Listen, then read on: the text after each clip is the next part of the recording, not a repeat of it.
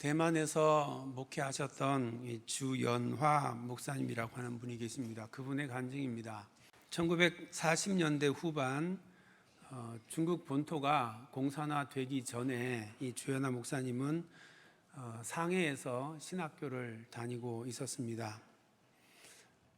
교수와 학생들은 세계적인 여러 신학 교리들을 배우고 또 가르침을 받고 있었습니다.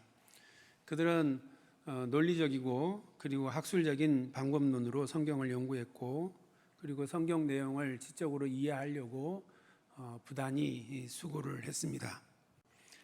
그러나 중국 본토가 공산화되는 위험에 놓이자 교수와 학생들은 이 학업을 멈추고 강의실에 모여서 매일마다 종일토록 나라를 위해서 기도를 했습니다. 하나님, 우리를 불쌍히 여기시고 주님의 살아계심을 이 땅 가운데 나타내 보여주십시오. 그렇게 간절히 기도를 했습니다. 위기가 닥치자 교리적인 배움이 아닌 살아계신 하나님을 직접 체험하는 것, 만나는 것, 그것이 더 절박했다라고 하는 것입니다. 이렇게 교수와 학생들이 한자리에 모여서 일심으로 하나님을 부르짖고 기도를 하자 그곳에 약속하신 성령님께서 임하셨습니다. 그들이 성령 충만을 받고 그리고 담대히 복음을 전할 수 있도록 하나님의 영광과 하나님의 능력이 그들 가운데 임하는 것을 그들이 경험을 한 것입니다. 결국 공산당이 본토를 점령하고 모든 서양 선교사들이 중국에서부터 다 추방을 당하고 중국 성도들은 말할 수 없는 핍박을 겪게 되었습니다.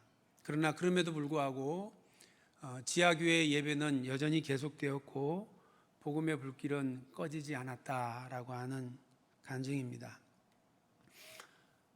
이처럼 하나님은 지금도 우리가 만나는 여러 가지 사건들을 통해서 우리에게 어떠한 믿음의 삶을 살아가야 하는가라고 하는 것을 도전하고 계십니다. 우리가 살아가는 삶의 정치, 경제, 문화, 여러 가지 영역에서 여러 가지 사건들을 통해 우리에게 도전하시며 우리로 하여금 어떠한 믿음의 삶을 살아가야 하는가라고 하는 것을 말씀하시는 그 주님의 음성을 우리가 들을 수 있기를 원합니다. 그리고 왜 그와 같은 일들을 우리에게 허락하셨는지, 왜 그런 도전을 우리에게 주셨는지 그것을 우리가 알기를 원합니다. 오늘 본문은 모세에게 도전하시는 하나님을 우리에게 보여주고 있습니다. 모세에게 도전하셨듯이 우리에게도 도전하시는 하나님을 우리가 볼 수 있기 원합니다. 그리고 그 도전을 통해서 모세를 더욱 온전하게 세워가신 것처럼 우리 또한 더욱 온전하게 세워가시는 하나님의 손길을 우리가 경험할 수 있기를 원합니다. 하나님께서 모세에게 나타나셔서 이스라엘의 구원을 명령하셨습니다. 출애굽기 3장 9절에서 10절을 보면 하나님께서 모세에게 이렇게 명령하십니다. 이제 가라, 이스라엘 자손의 부르짖음이 내게 달하고 애굽 사람이 그들을 괴롭히는 학대도 내가 보았으니 이제 내가 너를 바로에게 보내어 너에게 내 백성 이스라엘 자손을 애굽에서 인도하여 내게 하리라. 그렇게 말씀합니다. 그리고 이스라엘 자손을 구원하기 원하는 하나님의 그 열심이 모세로 하여금 애굽을 향해서 가게 만들었습니다. 모세는 자기 백성을 향한 하나님의 구원의 그 열망과 그리고 이것을 이루기 원하셔서 그에게 허락하신 그 능력을 경험하고 그 능력의 지팡이, 하나님의 지팡이를 잡고 그리고는 애굽으로 돌아갔습니다. 이제 모세가 애굽에 도착해서 이스라엘 자손들을 만났을 때에 가장 먼저 해결해야 할 일은 그들에게 자신이 하나님께서 보내셔서 왔다라고 하는 것을 믿게 하는 일이었습니다. 하나님께서는 이것을 위해서 모세에게 두 가지를 행하셨습니다. 24절에 보면 모세가 애굽을 향해 가는데 날이 저물어 숙소에 머물러 있을 때였습니다. 그때 여호와께서 모세를 만나서 그를 죽이려고 하였습니다. 우리가 전후 맥락을 생각해 보면 이 부분이 참 이해가 안 되는 부분입니다. 하나님께서 호렙산 떨기 나무에 임하셔서 모세를 부르셨습니다. 모세야, 모세야. 그리고는 모세에게 말씀하시기를 네가 가서 내 백성 이스라엘을 구원하라. 그렇게 명령을 하셨습니다. 모세는 하나님, 나는 그럴 만한 자격이 되지 않습니다. 나에게는 그럴 만한 능력이 없습니다. 그러니까 보낼 만한 다른 사람을 찾아보십시오. 나는 못 갑니다. 그렇게 이야기를 했습니다. 그러는 모세에 대하여 하나님께서 여러 가지 이적을 보여주시고 그리고 말씀하시며 강권하여 애굽으로 가라고 그렇게 말씀하셔서, 그래서 모세가 이제 하나님의 강권하심을 따라서 애굽으로 가고 있는 겁니다. 그렇게 하나님께서 모세를 애굽으로 보내셨으면, 아니 모세가 애굽으로 가는 중에 있는데 그 모세를 만나서 모세를 죽이려고 했다는 것은 도대체 무슨 이야기인 겁니까? 강권하여 보내실 때는 언제고 가는 모세를 만나서는 죽이겠다고 하는 것은 또 도대체 무슨 이유인 것입니까? 여호와 하나님께서 모세를 만나서 모세를 죽이려고 할 때에 25절에 보면 모세의 아내 십보라의 행동을 우리가 유심히 보아야 합니다. 십보라는 돌칼을 가져다가 그의 아들의 포피를 베어 모세의 발에 대며 말하기를 당신은 참으로 내게 피난편이로다, 그렇게 말을 합니다. 모세를 강권하여 애굽에 보내신 하나님께서 길에서 모세를 만나 모세를 죽이려고 할 때에 그때 십보라는 왜 이런 행동을 한 것일까요? 그리고 십보라의 이런 행동이 무슨 의미인 것일까요? 그리고 십보라가 이렇게 행동했을 때 그때 하나님께서 모세를 놓아주신 이유는 또 무엇일까요? 십보라의 행동은 하나님께서 아브라함에게 명령하셔서 아브라함의 후손인 히브리인들이 종교 의식으로 행하고 있는 할례와 관계가 있는 것입니다. 26절에도 십보라가 피난편이라고 말한 것은 바로 이 할례 때문이다, 그렇게 말하고 있습니다. 십보라가 돌칼을 가지고 그의 아들의 표피를 베었습니다. 여기 아들의 표피라고 하는 우리 단어의 원어를 보면 아들도 표피도 모두 다 단수형으로 기록되어 있습니다. 당시 모세에게는 십보라 사이에서 낳은 두 아들이 있었습니다.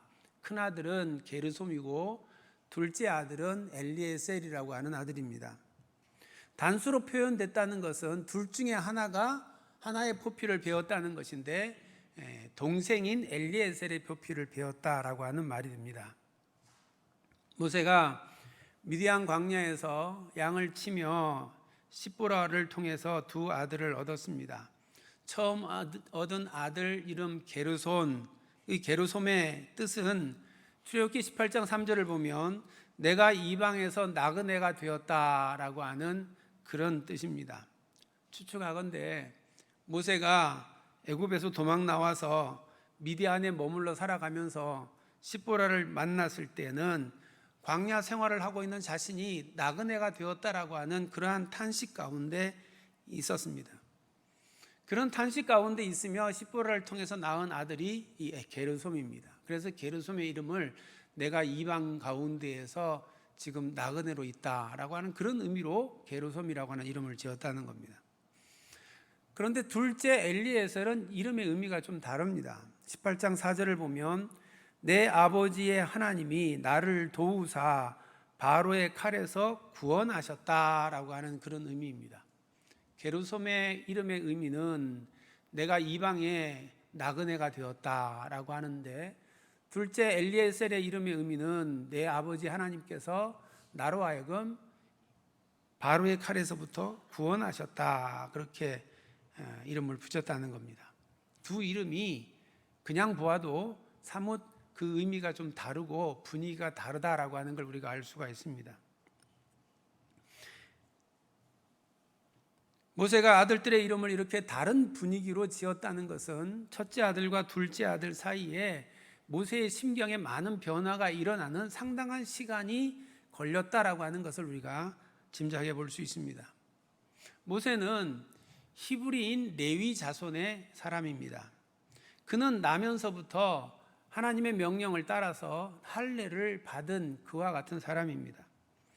그러나 이 미디안 제사장의 딸인 십부라는 히브리인이 아닙니다. 이방인입니다. 이방 민족의 제사장 이드로의 딸인 겁니다. 당시 고대 근동 지방에서는 할례를 행하는 그것이 거의 모든 민족에게 있어왔던 습관이었습니다. 대부분의 근동 지역의 사람들은 이 아들이 성인이 되면 성인 의식으로 할례를 했었습니다. 그런데 히브리인은 성인 의식으로 할례를 하는 것이 아니라 하나님의 택한 백성인 선민이라고 하는 증표로 나면서부터 8일이 되었을 때에 할례를 행하는 것이었습니다. 그러니 이방인의 할례와 히브리인의 할례는 그 의미가 전혀 다른 것이었습니다. 출애굽기 2장을 보면 미디안 제사장에게 7딸이 있다 그렇게 기록되어 있습니다. 그 딸들이 양을 쳤고 그리고 양을 칠 때에 다른 남자 목자들이 그 딸 목자들을 괴롭혀도 돕는 이가 없었습니다. 그래서 모세가 도왔던 일이 이제 기록되어 있습니다. 이것을 보면 미디안 제사장 이드로에게는 아마 아들이 없었던 것이 아니겠는가 그렇게 우리가 짐작할 수 있습니다. 아들이 없으니 그 딸들이 양을 치는 것이었고 아들이 없으니 그 딸들이 성장했어도 성인 의식으로 치러지는 할례라고 하는 것을 간접적으로 경험해 본 적도 없는 그와 같은 딸들이었던 것입니다. 모세와 결혼한 십부라는 첫 아들 게르솜을 낳고 그리고 모세가 그 게르솜에게 행하는 난지 8일 만에 하는 히브리식 할례를 보면서 아마 할례를 처음 경험을 했을 것입니다. 첫 아들을 낳은 때는 그가 이방 땅에서 나그네가 되었다라고 하는 탄식이 그 마음 가운데 있는 때였습니다.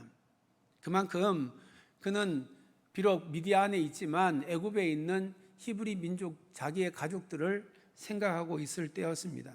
그래서 그가 낳은 아들 게르솜을 난지 8일 만에 할례를 하면서 비록 내가 이방 땅에 나그네로 있지만 나는 히브리의 핏줄을 가지고 있는 히브리 민족이다. 너는 히브리의 자손이다 라고 하는 그런 할례를 의미 있게 아마 행했을 것입니다. 그런데 그 이후에 미디안 광야의 생활을 하면서 그의 마음이 미디안 생활에 적응을 하게 되고 정착하게 되고 이제는 자기를 죽이려고 사람을 보내와서 자기를 죽게 할 것이라고 하는 죽음에 대한 두려움이 없는 그와 같은 때에 둘째인 엘리에셀을 낳은 겁니다. 그는 히브리인으로서의 율법의 의식도 점점 희미해져 갔고 누가 그에게 자신이 히브리인이라고 말해주는 사람도 아무도 없는 그와 같은 미디안 광야의 생활을 살았던 것입니다.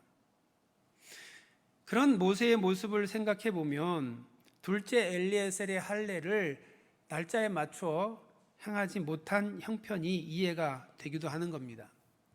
성경은 이렇게 모세가 하나님의 부르심을 받고 애굽으로 갈 때에 둘째 아들 엘리에셀은 할례를 받지 않은 아들이었다라고 하는 것을 증언하고 있는 것입니다.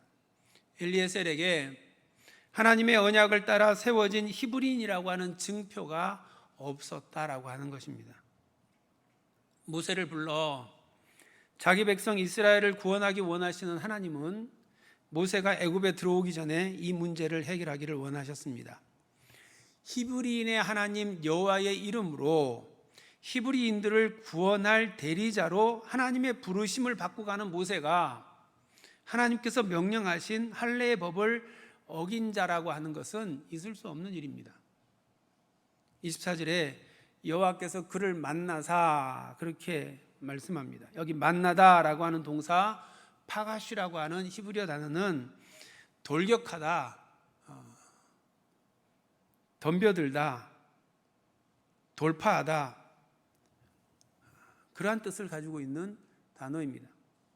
호전적인 목적을 가지고 급히 그를 향하여 다가가는 그러한 표현을 사용할 때 파가슈라고 하는 단어를 사용하는 것입니다.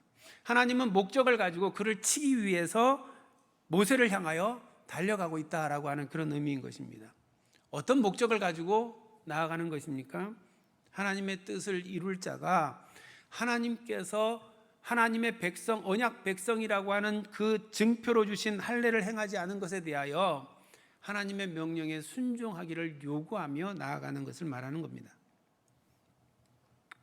창세기 15장을 보면 하나님께서 아브라함에게 말씀하시기를 내가 너로 큰 민족을 이루고 너를 번성케 하여 그래서 너의 후손들이 이제 애굽에서 나와서 가나안 땅에 들어가 하나님이 다스리는 하나님의 나라, 하나님의 통치가 이루어지는 하나님의 백성들이 되게 하겠다, 그렇게 말씀을 하십니다. 아브라함에게 하나님께서 앞으로 400년 아니 600년 후에 이루어질 그 출애굽과 가나안 땅에 하나님의 나라가 세워질 일들을 미리 계획하고 말씀하신 것입니다. 그리고 이어지는 창세기 17장에 이 언약을 내가 너희를 향하여 반드시 이루실 것이라고 하는 것을 말씀하면서 그 언약의 증표로 너희의 모든 태어나는 남자아이는 8일 되었을 때에 할례를 행하라, 그렇게 말씀한 겁니다. 그러니까 히브리인들에게 할례는 하나님의 언약의 증표인 겁니다. 하나님께서 이 백성을 택하사 번성케 하시고 가나안 땅에 들이셔서 하나님의 나라, 하나님의 백성을 만드시겠다라고 하는 하나님의 약속의 증표가 할례인 겁니다. 그런데 지금 그 일을 완성하기 위해서 하나님께서 모세를 부르시고 모세에게 가서 이 백성을 구원하여 가나안 땅으로 데리고 가라고 말씀하고 있는데 그 언약의 증표가 모세의 아들에게 없는 겁니다. 그러니 하나님께서 모세를 그냥 애굽 땅에 들어가게 하시겠습니까? 그를 치신 겁니다. 그리고 그를 죽일 것처럼 달려드시는 겁니다. 다행히 첫째 아들 게르솜의 할례를 경험한 시보라에 의해서 둘째 아들 엘리에셀이 할례를 행하게 되고 그러므로 말미암아 하나님에게서부터 모세가 노임을 받게 되었다라고 하는 것이 오늘 본문의 내용입니다. 우리는 먼저 택하여 선민으로 성도로 이 땅의 삶을 살아가고 있습니다. 영적인 이스라엘로 이 땅의 삶을 살아가고 있는 겁니다.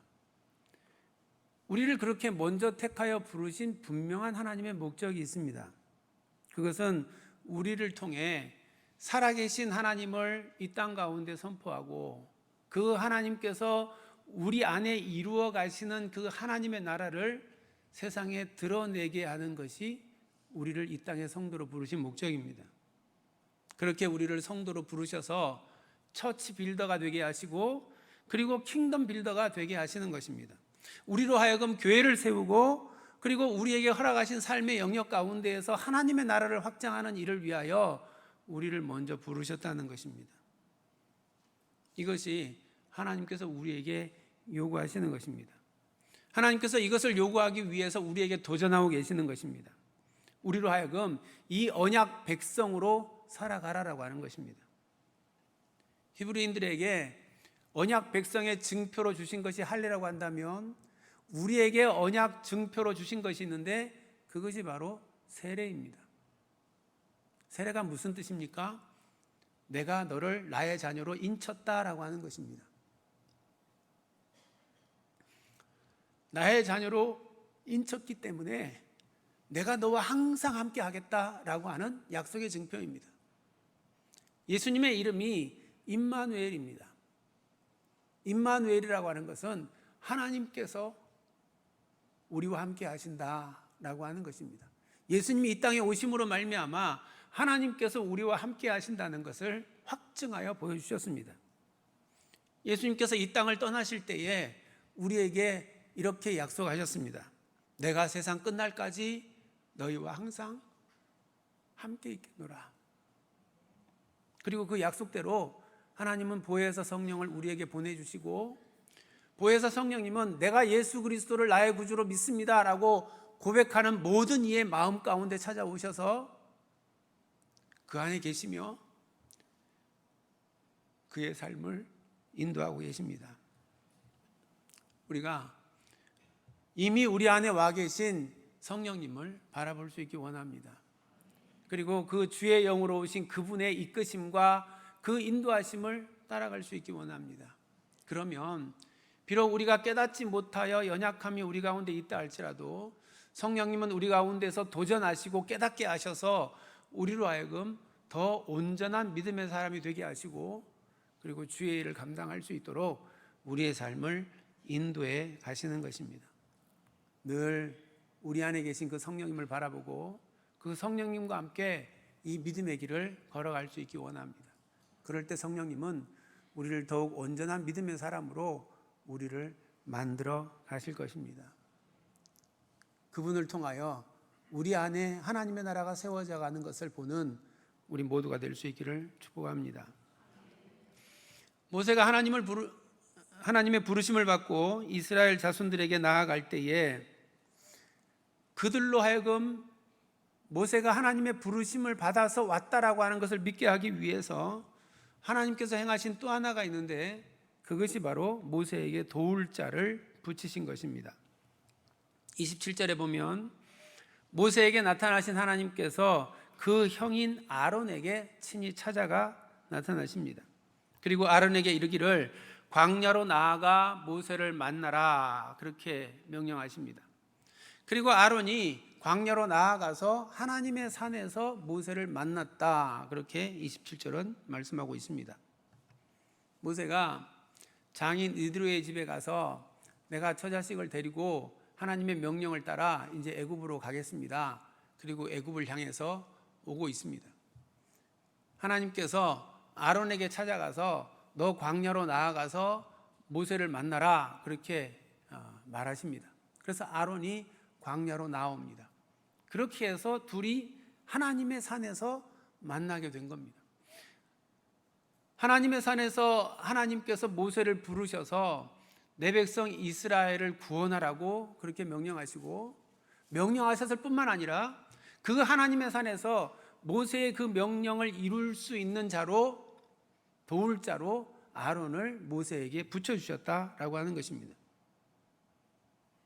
이후에 아론은 모세와 함께 하나님의 말씀대로 이스라엘 자손 앞에 나아가서 하나님께서 모세에게 어떻게 나타나셨는지 아론의 입으로 선포하게 만들고, 아론은 모세의 입이 되어서 모세에게 나타난 모든 일들을 전하고 그들로 하여금 하나님께서 모세와 함께 한다는 것을 믿게 했던 것입니다.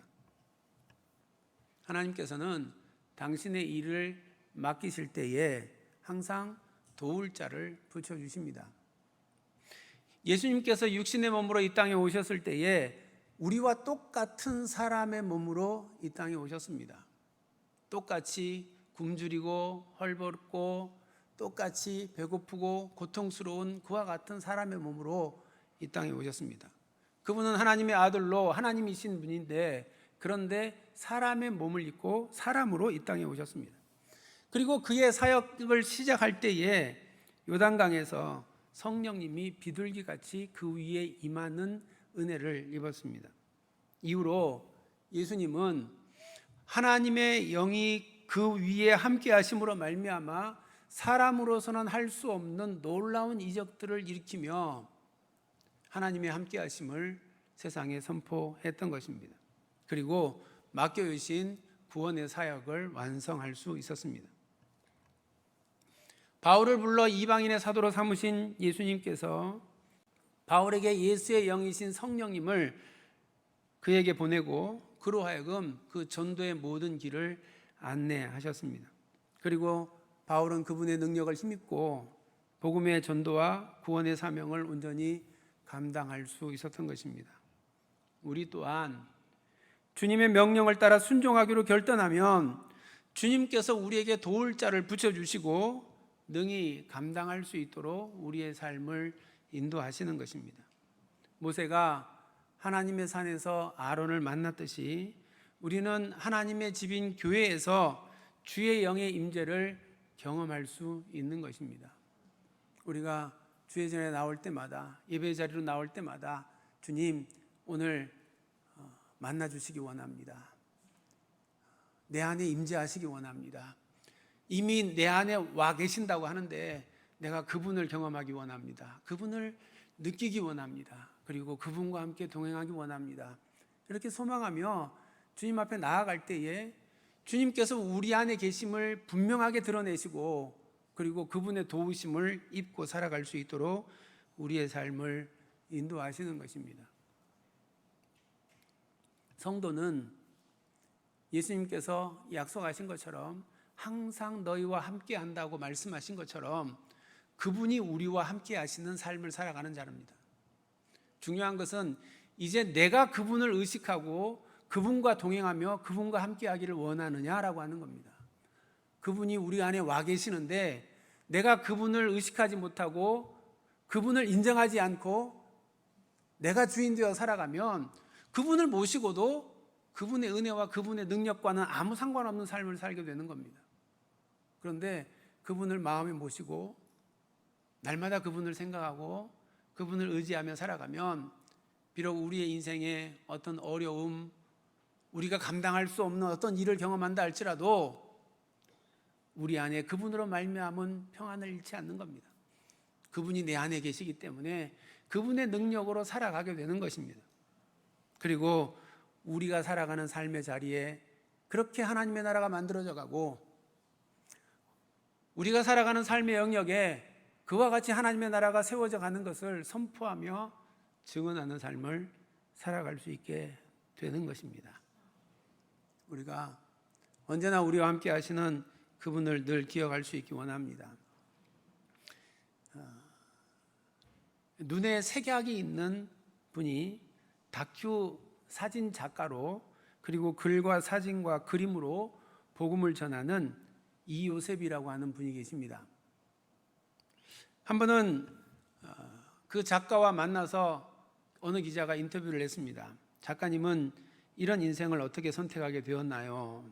다른 일들을 할 수 있었음에도 특별히 이 길을 가게 된 계기가 있습니까? 그렇게 물었습니다. 아니, 이 색약을 가지고 계시니까 녹색과 적색이 이렇게 교차하여 있으면 색깔을 구분하지 못하는 그런 색약을 가지고 있는 분이 그림을 그리고 사진을 찍고 또 그것을 가지고 복음을 전하는 그런 사역을 하고 있는 겁니다. 질문에 이 요셉 분이 이렇게 대답을 했습니다. 사람들은 만일 시간을 되돌릴 수 있다면 현재와는 다른 선택을 할 것이라고 말하지만 나는 결코 시간을 되돌리고 싶지 않습니다. 지금까지 살아온 시간이 누추해 보여도 내게는 무엇과도 바꿀 수 없을 만큼 소중합니다. 아픈 경험조차 내일의 밑거름일 뿐 실패가 아닌 것을 알기 때문입니다. 조금 멋있게 포장할 수도 있겠지만 주님이 나를 건져주셨다라는 표현보다 더 멋진 문장을 찾을 수가 없습니다. 주님은 아무것도 할 수 없고 할 자신도 없던 작고 작은 자인 내게 매번 작은 불빛을 보여주시며 한 걸음씩 인도하셨습니다. 여전히 불안하고 위태로운 걸음이 이어지지만 그분의 인도하심만 있다면 나는 감사합니다. 주님은 우리를 성도로 부르고 주의 일꾼으로 부르실 때에 우리를 그저 내버려 두지 않습니다. 우리와 함께 하십니다. 뿐만 아니라 우리의 연약함에 대하여 끊임없이 도전하십니다. 깨닫게 하시고 더 온전한 모습으로 서도록 우리를 연단하시고 우리를 훈련의 자리로 이끌고 나가시는 것입니다. 우리가 성도로 주의 백성으로 이 땅에서 능력 있는 믿음의 삶을 살기 원한다면 그렇게 도전하시며 이끌고 가시는 주님께 우리가 믿음으로 반응하며 훈련하고 우리 자신을 고쳐가며 거룩한 성도의 모습으로 변화되어져 가야 되는 것입니다. 우리가 그분 안에 있으면 그 일이 이루어지는 것입니다. 이것을 위해 주님은 우리에게 보혜사 성령님을 보내주셨습니다. 내 안에 계신 성령님을 우리가 바라보고 그분의 인도하심을 따라 동행할 때에 우리는 비록 그런 자격이 없지만 비록 그런 능력이 없지만 그러나 우리는 그분 안에서 날마다 더욱 새로워지고 날마다 더욱 거룩해지고 날마다 더욱 온전해지게 되는 것입니다. 그래서 비로소 우리 안에 하나님의 나라가 조금씩 만들어져 가는 것을 경험하게 됩니다. 그리고 그 하나님의 나라를 우리가 살아가는 삶의 영역에 우리가 만나는 사람들에게 전할 수 있게 되는 겁니다. 우리가 그와 같은 믿음의 삶을 살아가기 원합니다. 얼마나 교회를 오래 출석했느냐, 그거 중요하지 않습니다. 내 안에 그 성령님이 지금 나와 함께 그 일을 하고 계시느냐, 이게 중요합니다. 하루가 되어도 그 일을 하는 사람은 그를 통해 하나님의 나라가 증거되는 겁니다. 우리가 이 믿음의 삶을 살아갈 수 있기를 주님의 이름으로 축원드립니다. 이제 주신 말씀을 생각하며 함께 이렇게 찬양하기 원합니다. 성령님이 우리 가운데 오셨습니다. 성령님이 우리 가운데 오셔서 우리의 모든 처지, 우리의 모든 상황 가운데 그럼에도 불구하고 하나님의 놀라운 능력을 붙들고 그 능력을 행하는 믿음의 삶으로 살아갈 수 있도록 우리의 삶을 이끄십니다. 우리가 그 능력의 삶을 살아갈 수 있기 원합니다. 우리 찬양하면서 나도 그렇게 성령님과 함께 살아가기 원합니다. 함께 고백하며 찬양하도록 하겠습니다.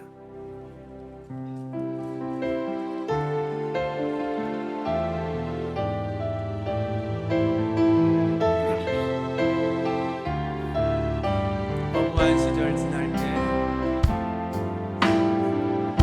허무한 시절 지날 때, 깊은 한숨 내쉴 때, 그런 풍경 보시며 다시 가는 분이네. 고와 같이 너희를 버려두지 않으리. 내가 너희와 영원히 함께하리라.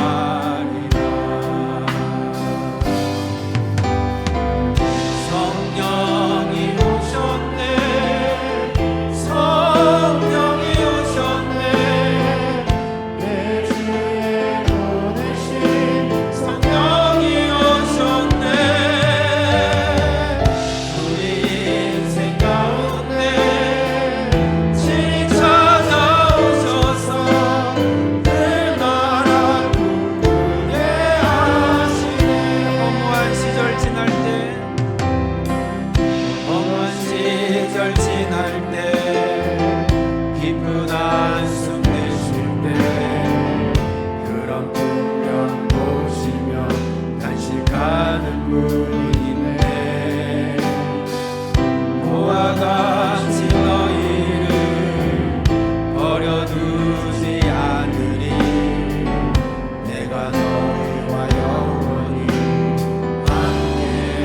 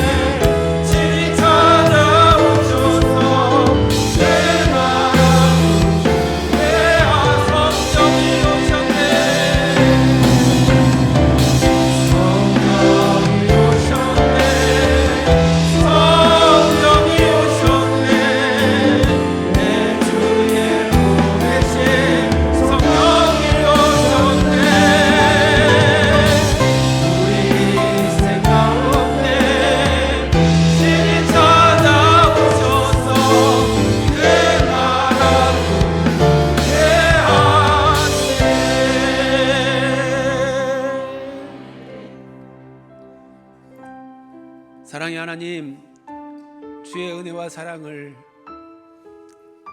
감사합니다.